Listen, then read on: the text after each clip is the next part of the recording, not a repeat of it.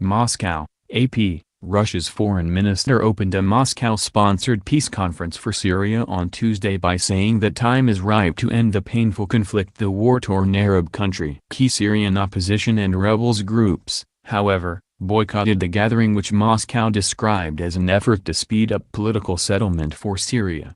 Sergei Lavrov's comments were also in sharp contrast with the violence on the ground in Syria, where opposition activists reported more airstrikes on the rebel-held province of Idlib. Also, Turkish troops and Turkey-backed opposition fighters marched deeper into a Kurdish enclave in the country's north. The Russia-sponsored conference opened in the Black Sea resort of Sochi after a 2-hour delay, after some members of rebel groups returned to the airport in protest.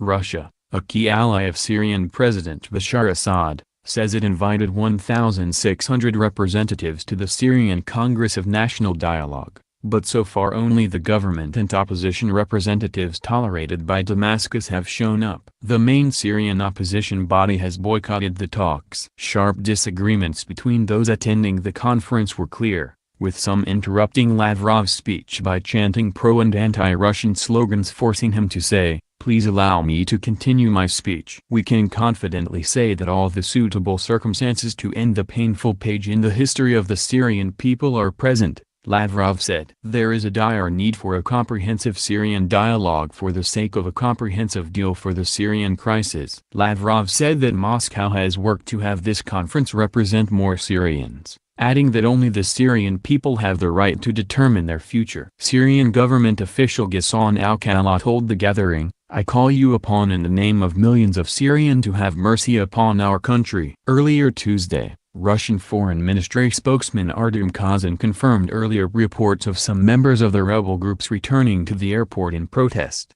Last week, UN-sponsored talks in Vienna, Austria, ended as in many previous rounds with accusations hurled back and forth to the media between the representatives of the warring sides in Syria.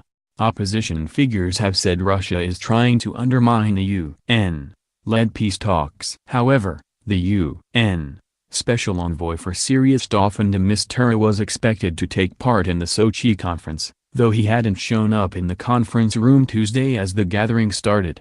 Russia has been steering a separate Syrian negotiating track in Astana, Kazakhstan, as well. The Sochi gathering has also been overshadowed by reports of intense clashes that erupted on a strategic hilltop in northwestern Syria as Kurdish forces tried to enter the area a day after it was captured by Turkish troops.